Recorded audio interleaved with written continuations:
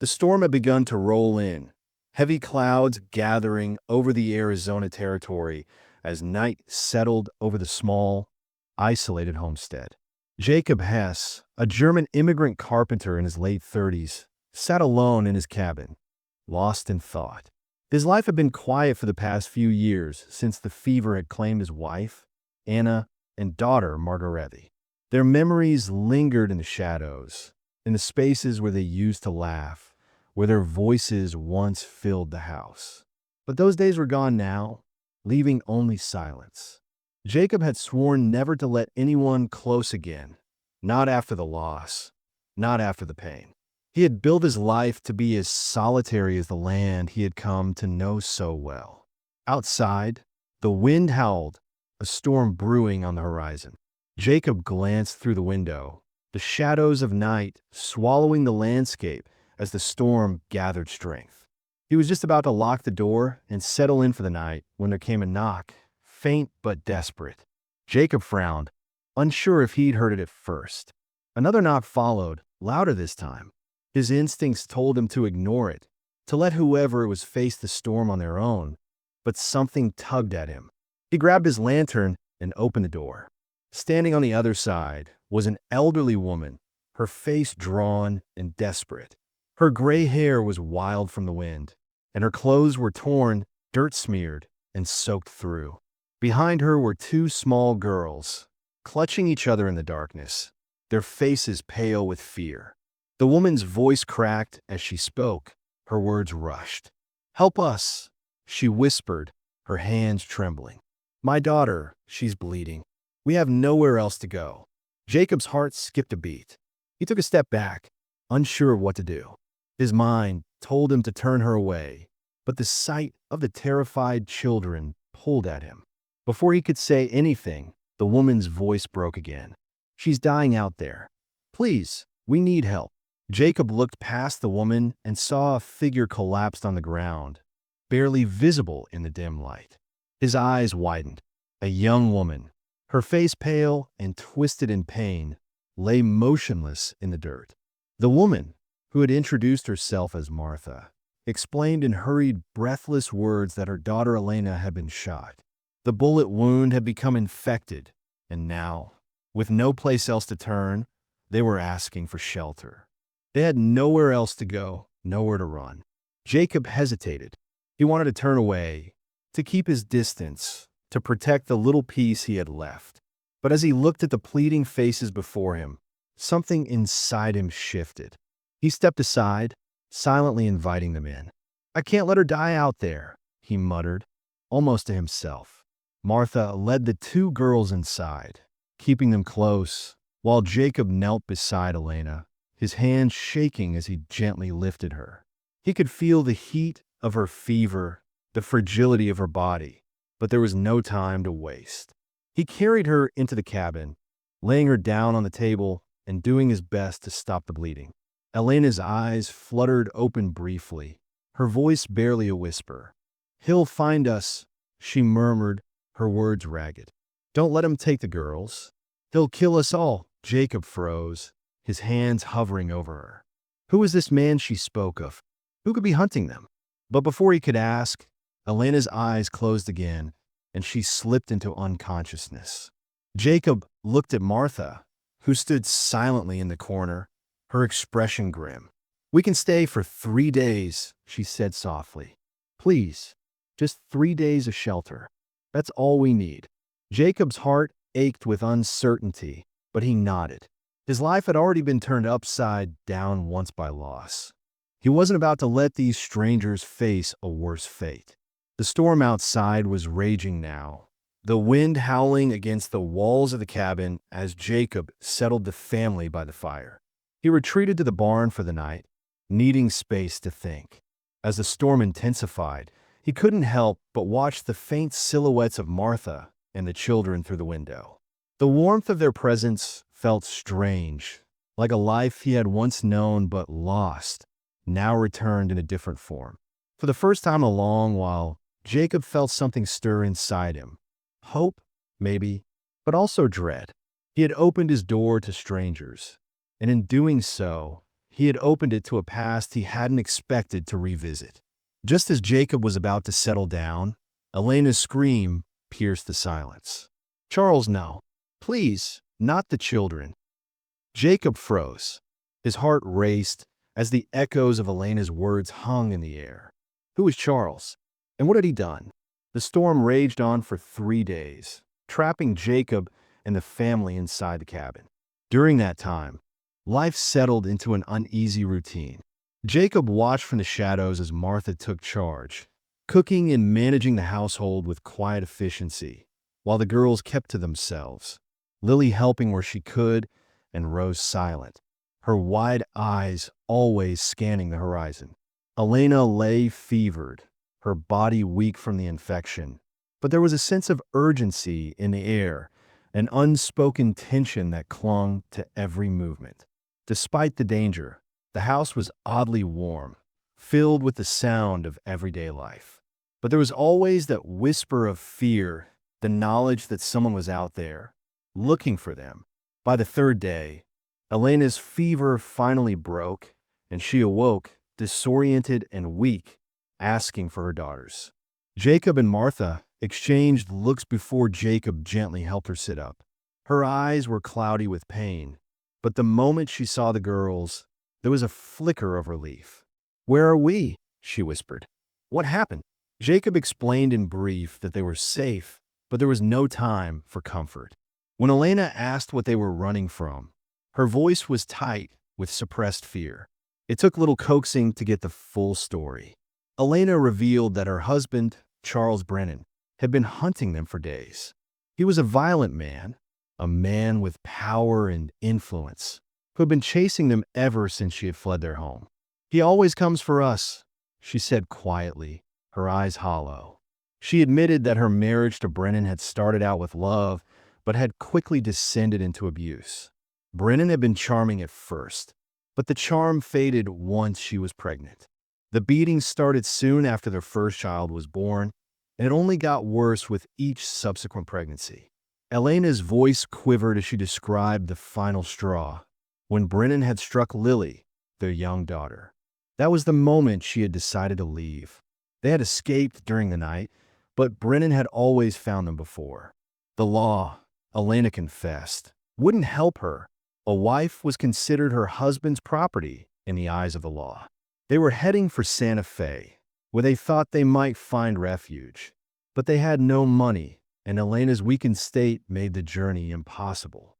She looked at Jacob, her face full of sorrow, as she asked, "How long until you think I'll be able to travel?" Jacob knew that the only safe course was for them to stay hidden. "A week, maybe more," Elena murmured, her voice laced with resignation. But Jacob knew better than to promise anything. He wasn't sure how long they could last, especially if Charles Brennan was as dangerous as Elena said. The tension in the cabin was palpable as night fell, and the distant sound of a rider's hooves outside sent the family into a panic. It turned out to be a false alarm, but the reality of the danger they were in hit hard. That night, as the family settled into uneasy sleep, little Rose approached Jacob in the barn. She handed him a small wildflower, her silent way of reaching out. It was the first real connection he had had with the children, and for a moment, Jacob's heart softened. The next morning, Martha quietly warned Jacob that Charles Brennan would stop at nothing to find them. He had money, men, and the influence to track them down, and if he did, he would kill anyone who got in his way. "If he finds you here," she said, "he won't hesitate. He's ruthless." Her words hung in the air, heavy with truth. And as Jacob looked at the family, he knew they were all in danger. But despite the terror of what was to come, he made a silent promise to protect them at all costs. Charles Brennan was the kind of man who commanded respect without needing to raise his voice. When he arrived at Jacob's homestead with 2 armed men in tow, he looked every bit the part of the respectable, well-to-do husband he claimed to be. His clothes were expensive, tailored and immaculate. His dark hair slicked back, and his sharp blue eyes radiated a cold, calculated demeanor. The moment he stepped off his horse, The air seemed to shift, becoming thicker with a quiet, intimidating presence. He smiled at Jacob, his lips curving into something that resembled kindness but lacked any warmth. His men remained silent, their hands resting on their weapons, their eyes scanning the surroundings with the alertness of predators. Charles took in the homestead, his gaze lingering for just a moment too long on the cabin, then turned back to Jacob. "Mr. Hess," he began, his voice smooth and controlled. "I'm Charles Brennan. I'm here looking for my wife."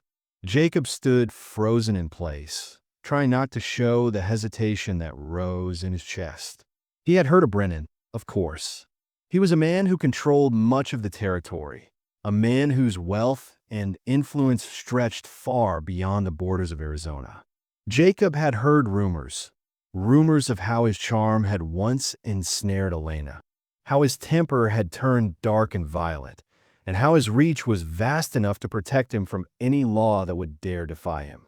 Now here he was, standing in front of Jacob with a polite smile and a well-rehearsed story. "My wife has taken my children without my permission," Brennan continued, his tone as cold as the wind howling outside. "I'm offering a $20 gold reward for their safe return." Jacob forced himself to meet Brennan's gaze, but his thoughts were swirling. His first instinct was to lie, to tell Brennan that he had not seen any sign of his wife, but something in Brennan's eyes made him hesitate. There was an intensity there, a threat disguised as civility, and Jacob knew that any wrong move could escalate the situation. "I haven't seen anyone," Jacob said, his voice steady despite the unease building inside him. Brennan studied him for a moment longer, his cold eyes narrowing. "I see," he replied with a faint nod. "I would like to water my horses. Perhaps I could take a look around." The request was casual, but Jacob could tell it was more than just an excuse to get a closer look at the cabin. He had seen this kind of manipulation before, men who used politeness as a tool to get what they wanted. "I'm afraid the barn is locked," Jacob replied firmly, his voice as steady as he could muster. "No one's allowed inside." The tension in the air thickened, the silence stretching out longer than Jacob was comfortable with. He knew that denying Brennan this simple request could be seen as defiance, and that was something Charles Brennan wouldn't tolerate. There was a long pause, but eventually Brennan stepped back, his lips twisting into a half-smile that didn't reach his eyes. "Very well," he said, his voice low and dangerous. "Dangerous country for women and children to be alone, don't you think?" His words hung in the air like a threat, but he turned and gestured for his men to follow him. Jacob watched them walk away, his heart pounding in his chest. He had narrowly avoided a confrontation, but he knew this wasn't over. Elena's warning echoed in his mind. "He'll find us. He always does." Inside the cabin, the atmosphere was tense. Jacob walked back to the table, where Elena was sitting up now, her face pale but determined. She had heard the conversation, and her eyes were full of dread. "He knows," she said quietly, her voice shaky. "He'll come back. He always does." Jacob could see the fear in her eyes, and it mirrored the fear he felt himself. Charles Brennan wasn't just a husband chasing his runaway wife. He was a dangerous man with power, and he wouldn't stop until he got what he wanted. That evening, as the family sat down to dinner, the weight of the situation settled over them like a heavy cloud. Elena's fever had broken, but the tension in the air was palpable. Martha, ever the protector, was quiet, her eyes occasionally darting to the window, as if expecting Charles Brennan to appear at any moment. The children, Lily and Rose, were unusually silent, their eyes wide with fear and confusion.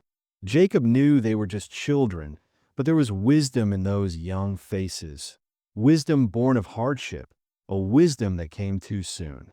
The days passed slowly, each one marked by the threat of Brennan's return. Jacob did what he could to prepare, reinforcing the cabin and making sure Elena was strong enough to defend herself if the need arose. He taught her how to shoot, though she was reluctant to hold the rifle at first. There was something in her eyes, a deep sadness, as if she knew this would never truly end until Brennan was gone. Despite the looming danger, life inside the cabin began to settle into a strange rhythm. Jacob took comfort in the small things. Lily helping him with the carpentry, Rose quietly watching from the corner, her eyes bright with curiosity. But there was always that sense of dread hanging over them. Every time the wind howled or a rider appeared on the horizon, their hearts would race, their breath would catch in their throats. And then, one morning, the sound of hooves brought the family to a standstill. Jacob stood at the window, his heart hammering in his chest. "It's him," Martha whispered, her voice barely audible. She looked at Jacob, her face pale with fear. "He's found us." Jacob nodded grimly. "Get the girls inside," he said, his voice steady. "And stay hidden. I'll handle this." With that, he moved toward the door, his mind racing. He didn't know how long he could keep up this charade, but he knew one thing for sure. Charles Brennan wouldn't get to these girls. Not while he was alive. As he stepped out into the cold, his hand instinctively reached for the rifle by the door. The confrontation was inevitable now, and Jacob was ready. The morning after Rose's nightmare, the tension in the cabin had thickened to an almost unbearable level. Jacob tried to focus on his chores, but every sound outside, every creak of the floorboards, every gust of wind that rattled the walls, made his heart race. He could sense that the storm had not only broken the weather, but also something deeper inside the family. Rose, who had been silent and withdrawn for days, was now speaking again, but her words carried a weight Jacob wasn't ready for. When she came to him in the barn that morning, the small wildflower in her hand felt like a bridge between the harsh reality of their situation and the fragile hope he was clinging to. "Are you going to hurt us?" she had asked, her voice so quiet, so uncertain. Jacob had looked down at her, unsure of what to say. He wasn't sure how to explain to this little girl that his fight wasn't just for their safety. It was for his own redemption, too. "No," he had said, the word barely escaping his lips. "No, I'm not going to hurt you." But Rose, wise beyond her years, wasn't satisfied with the answer. "How do I know?" she pressed, her big brown eyes studying him like she was trying to see through to his very soul. "You have to decide if you believe me," Jacob replied, not realizing how much that moment would linger with him. As he knelt down to her level, her small hand reached out, touching his, and it was as if a piece of the loneliness he'd been carrying for so long shattered. "I'm sad too, but less sad here," she had whispered, and Jacob felt the lump in his throat tighten. For the first time in a long while, tears filled his eyes, unbidden and raw. He wiped them away quickly, but it was too late. Rose had already seen the pain in him, and in that fleeting moment, Jacob realized how much he had closed himself off from the world, from everyone, and how much he had been willing to sacrifice in his quest to stay safe. As the day wore on, Jacob continued to prepare for what he knew was coming. Every moment of calm felt like the eye of the storm. The real threat hadn't even arrived yet. Brennan was still out there, and it wasn't a matter of if he would return, it was when. He kept his eyes on the road, watching for any sign of movement. He made sure the cabin was reinforced, that every window was covered, and that the family had a place to hide. He taught Elena how to shoot properly, how to load and reload, and how to protect herself if the worst happened. But even as he gave her these lessons, Jacob couldn't shake the feeling that it wasn't just survival they were fighting for. It was something much more fragile, something that could break just as easily as it had been rebuilt. As the fifth day approached, Jacob felt an unsettling sense of dread settle over him. He had never been one to believe in omens, but there was something in the air that made him feel like they were already too late. And then, early that morning, the distant sound of hooves reached his ears. He froze. His pulse quickened. The riders weren't close yet, but they were coming. The family had been living on edge for days, and now the time had come. Jacob's first instinct was to rush to the door, to prepare for what he knew would be the worst. But something stopped him. He looked at the cabin window, where the shadows of the family moved within, and he realized that if he left now, if he faced Brennan alone, it might be the last time he ever saw them. They had become his family, whether he liked it or not. And in that moment, Jacob knew there was no going back. "He's here," Martha whispered, her face pale. The words were no longer a warning. They were a truth Jacob had been waiting for. They'd always known this day would come. Jacob didn't waste any time. He moved quickly, making sure the girls were safely hidden and that Elena and Martha were prepared. But even as he did so, he couldn't shake the feeling that they were being watched. The hairs on the back of his neck stood up as he made his way outside, his breath clouding in the cold morning air. He didn't have much time. As he stepped outside, the riders were visible in the distance, making their way slowly toward the homestead. Jacob's hand instinctively went to the rifle slung over his shoulder, but he held off. There was no point in rushing things. He needed to make sure this confrontation went in his favor, or everything would be lost. As the riders drew closer, Jacob's heart hammered in his chest. His eyes met Martha's across the yard, and for a moment, everything around him seemed to slow down. He had to stay calm. He had to think this through. But when Brennan finally appeared on horseback, flanked by his men, Jacob's gut clenched. Brennan was smiling, but the smile didn't reach his eyes. It never did. "Mr. Hess," he said, his voice smooth and polished, as though he were greeting an old friend. "I see you're still standing." His men dismounted, their hands resting on their weapons, their eyes scanning the homestead like they were looking for something they could take. "I'm not here to cause trouble," Brennan continued, his tone still friendly, but the threat beneath it was unmistakable. "I'm just here to collect what's mine. My wife, my children." Jacob kept his stance firm, his eyes never leaving Brennan's face. He could feel the weight of the moment pressing down on him, the tension between them growing thicker by the second. "I don't know what you're talking about," Jacob said calmly, his voice betraying none of the fear he felt. "This is my home. I haven't seen your wife or children." But Brennan wasn't fooled. His eyes flickered to the cabin, and Jacob knew he was already thinking about his next move. "You've been lying to me, Mr. Hess," Brennan said, his smile slipping just a little. "I know they're in there, and if you don't let me take them, there will be consequences." Jacob didn't flinch. He had no choice now. This was the moment where everything would either fall apart or finally be put to rest.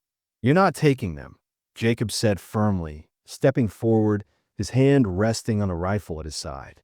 The tension in the air was thick enough to cut through with a knife. The riders behind Brennan shifted, their hands tightening on their weapons. Jacob felt a surge of adrenaline as the standoff stretched on. But then, something unexpected happened. Elena appeared in the doorway of the cabin, her rifle raised. "You're not taking anyone," she said, her voice steady, but with an unmistakable edge. Brennan's eyes widened in surprise, but he quickly masked it with a cold smile. "You think you can stop me, Elena?" he asked, his voice low. "You're nothing without me." But Elena didn't flinch. "No," she said, her voice unwavering. "I'm everything without you." And for the first time in years, Jacob felt something inside him stir, a flicker of hope that they might just make it through this after all. But the danger wasn't over yet, not by a long shot. With a flick of his wrist, Brennan's men drew their guns, and Jacob knew that the final confrontation had only just begun. At dawn, Jacob Hess stood in the cold morning air, rifle in hand, watching the horizon where Charles Brennan and his men had been seen coming over the ridge. The sun had barely begun to rise, casting long shadows across the dry, barren land surrounding the homestead. The storm had passed, but the feeling of impending danger still hung in the air, thick as the dust that swirled in the wind. The night had been restless.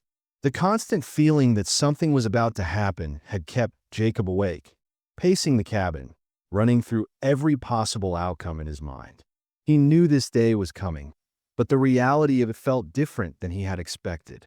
As the distant sound of hooves reached his ears, Jacob felt his heart rate quicken. This was it.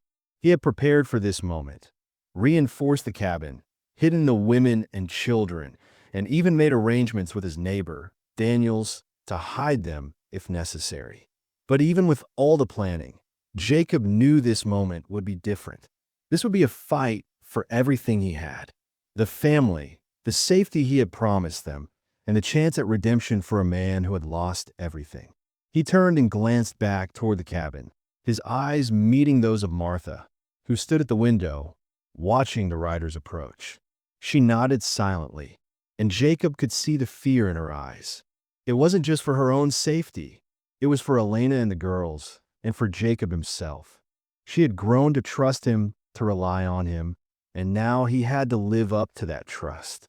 As he made his way to the dried-up riverbed, the place they had agreed to meet, Jacob could feel the weight of his decision pressing down on him. Sheriff Wilson had promised to stay out of sight and act as a witness, but the law had already made its stance clear. The rights of a woman in this territory were worth less than a man's property, and Elena was no exception. But Jacob didn't care about the law anymore. This wasn't about legality, it was about survival. It was about protecting those he had come to love, even if he hadn't realized it until now. The riverbed was a barren stretch of land, dry and cracked from the lack of rain, surrounded by jagged rocks that provided a perfect vantage point for anyone who might be watching. Jacob knew that Brennan would bring force. He would bring men, guns, and intimidation. But Jacob was ready. He had spent years living in isolation, building his strength, both physical and mental. He wasn't going to let anyone take the family he had promised to protect. As he arrived at the meeting point, Jacob's eyes scanned the area, searching for any sign of Brennan's arrival. The tension in the air was palpable, and for a moment, Jacob questioned whether he was making the right choice. But the sound of hooves broke through the silence, and he knew that there was no turning back. Brennan appeared first, riding with a calm, controlled demeanor, his two armed men following behind. He was dressed impeccably, his clothes pressed and his posture straight, like a man who had nothing to fear. Jacob stood his ground, his rifle held low, but ready. He didn't flinch as Brennan dismounted, his eyes narrowing as they met Jacob's. "Mr. Hess," Brennan said, his voice smooth but filled with barely contained hostility. "It's good to see you standing tall. I'm sure you know why I'm here." Jacob said nothing at first, his eyes locked on Brennan's, weighing every word before it was spoken. "I know why you're here," Jacob said finally, his voice steady but carrying the weight of finality. "And I'm not going to give in." Brennan's lips curled into a thin smile, his eyes scanning Jacob's face like he was trying to gauge his resolve. "You're a stubborn man, Jacob," he said, "but this won't end the way you think. My wife and children are coming with me, whether you like it or not."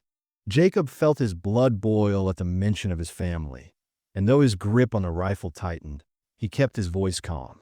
"They're not your property anymore, Brennan. You don't own them." Brennan's eyes darkened, and for the first time, Jacob saw the cracks in the man's controlled facade. "You think you can stand in my way, Hess?" he asked, his voice low and dangerous. "You think you can protect them? You failed to protect your own family. What makes you think you can protect anyone else?" The words hit Jacob like a slap in the face, but he didn't flinch. He had heard them before, from his own inner voice, from his regrets, from the loss of his wife and daughter. But this time, he didn't let the words break him. "I failed them," Jacob said, his voice steady, "but I won't fail them." He gestured toward the cabin, where the women and children were hiding, waiting for the outcome of this confrontation. "You won't get past me. Not today." Brennan took a step closer, his cold eyes fixed on Jacob. "You're a fool," he said, his voice low and threatening. "You're going to die for these women and children, and I'll be the one to bury you." Jacob didn't back down. He didn't have to. He knew what he had to do. This wasn't about proving something to Brennan. It was about protecting those who mattered, about standing up for what was right. And Jacob Hess was ready to make that stand. "You're not taking anyone," Jacob said, his voice unwavering. Brennan didn't respond with words. Instead, he signaled for his men to move forward, their hands resting on their weapons, ready to draw. Jacob knew this was it, the moment that would define everything. His heart pounded in his chest, but his mind was clear. He wasn't going to let Brennan take them, not after everything they had been through. He lifted his rifle, aiming it at the ground in front of him, his fingers steady on the trigger. "I won't ask you again," Jacob said, his voice hard. "Leave. Now." Brennan hesitated just for a moment, but that was enough. Jacob didn't give him another chance. He fired a shot into the air, a warning, but it was enough to send Brennan's men into motion. The men drew their weapons, aiming them at Jacob, but he was faster. He fired again, this time taking down one of Brennan's men with a clean shot to the shoulder. The man stumbled backward, but the other two didn't hesitate. They opened fire, and Jacob dove behind a nearby rock, narrowly avoiding the shots. For a moment, everything seemed to slow down. The world around him was filled with the sound of gunfire, the crack of wood splintering as bullets flew through the air. Jacob's pulse raced, but his focus never wavered. He returned fire, hitting another of Brennan's men in the leg. The man went down, and Jacob felt a surge of satisfaction. But the danger wasn't over yet. Brennan, furious now, pulled his own pistol, aiming directly at Jacob. The cold, calculating look in his eyes told Jacob that Brennan wasn't just angry. He was desperate. "This ends now, Hess," Brennan snarled, his finger tightening on the trigger. Just as Brennan fired, a shot rang out from above. Elena stood on a nearby ridge, rifle in hand, her hands steady as she took aim.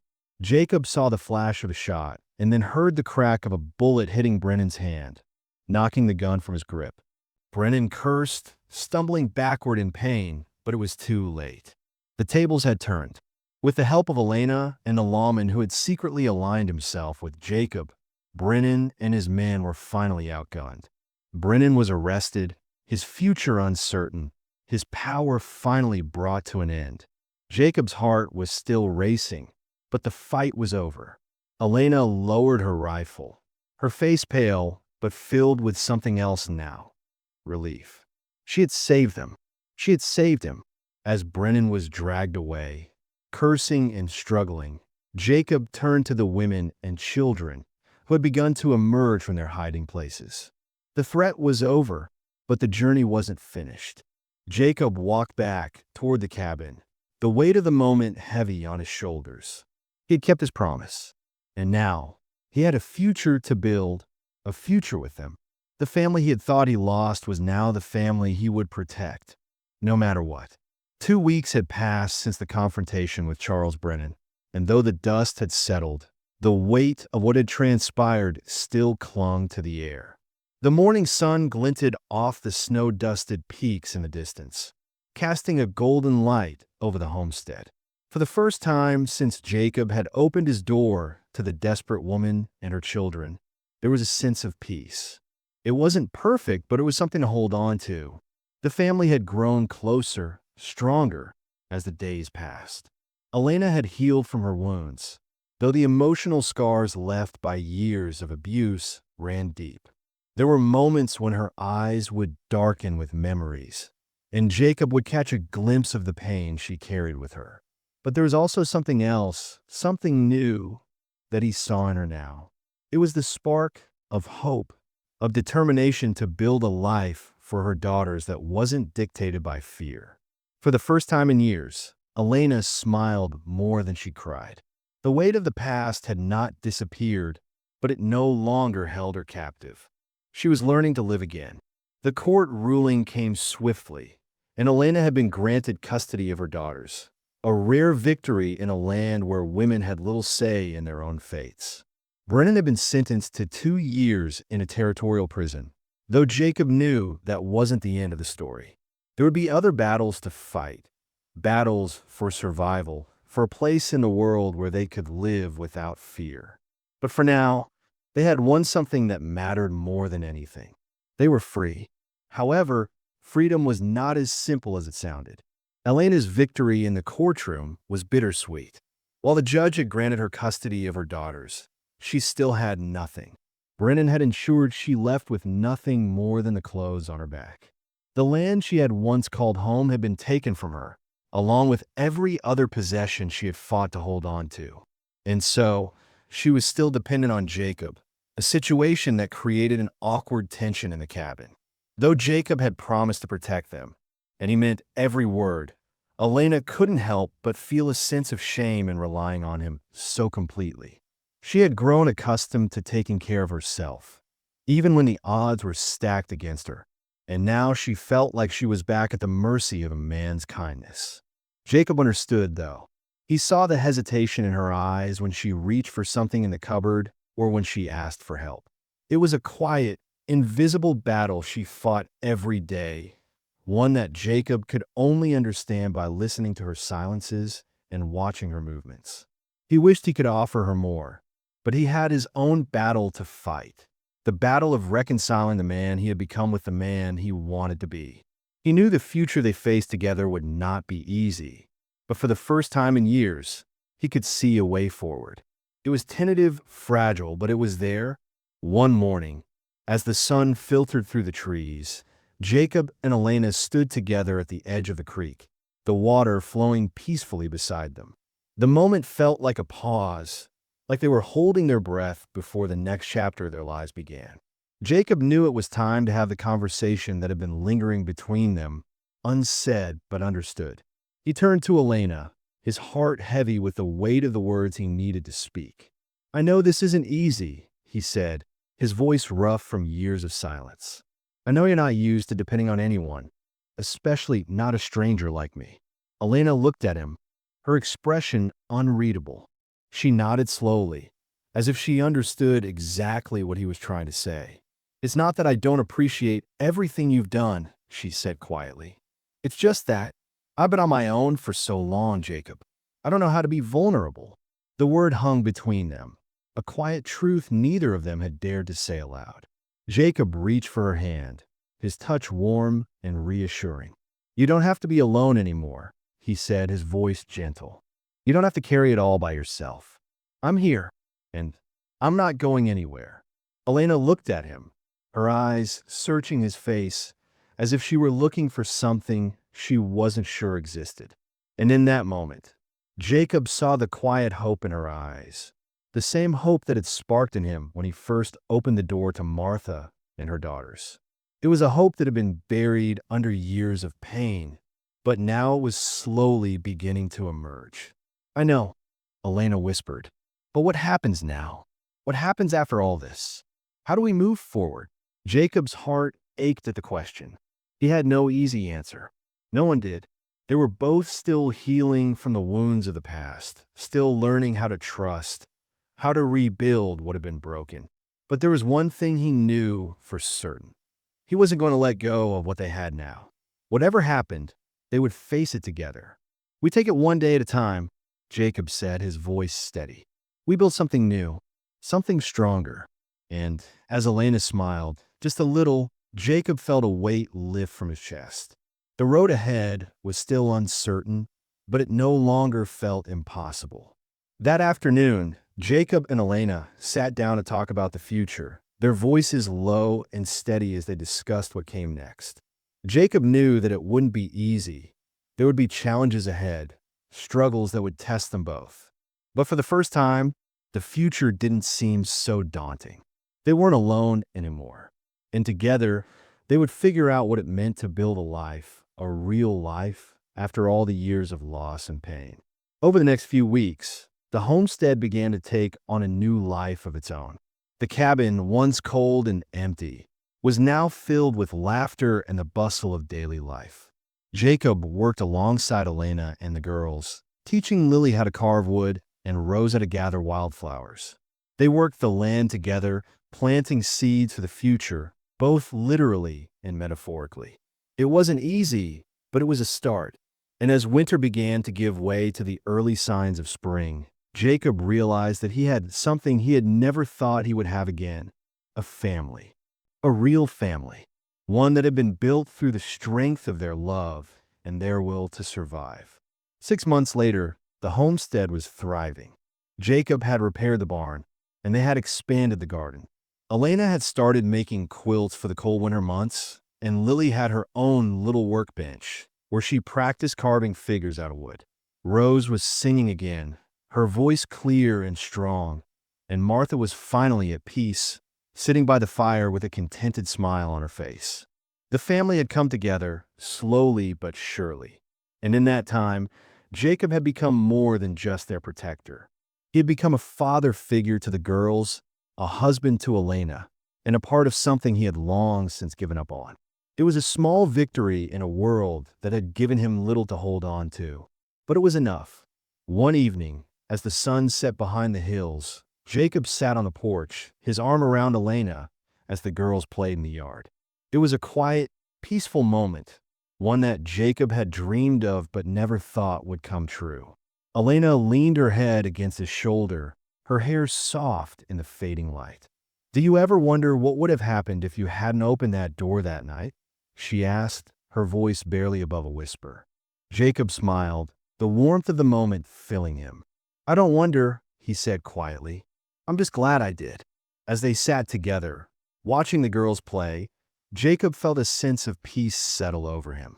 The world outside might have been full of danger and uncertainty, but here, in this little corner of the world, they had found something that couldn't be taken away. A family, a new beginning, and that was all that mattered. As the night grew darker, the flickering light of the fire illuminated the cabin, casting long shadows on the walls. Jacob knew that their journey wasn't over. There would be more challenges ahead, but for the first time in years, he felt ready to face them. Together, they could handle anything, because as Elena had said, family wasn't about blood, it was about who stayed when the storms came. And Jacob knew that no matter what happened, they would stay together. They had built something worth fighting for. The road ahead would be long, but Jacob was no longer alone, and that made all the difference. As the fire crackled and the stars shone brightly overhead, Jacob whispered, "We saved each other." And for the first time in a long while, he believed it. "I love you," Elena whispered back. And Jacob smiled, knowing that this was only the beginning of their new life together.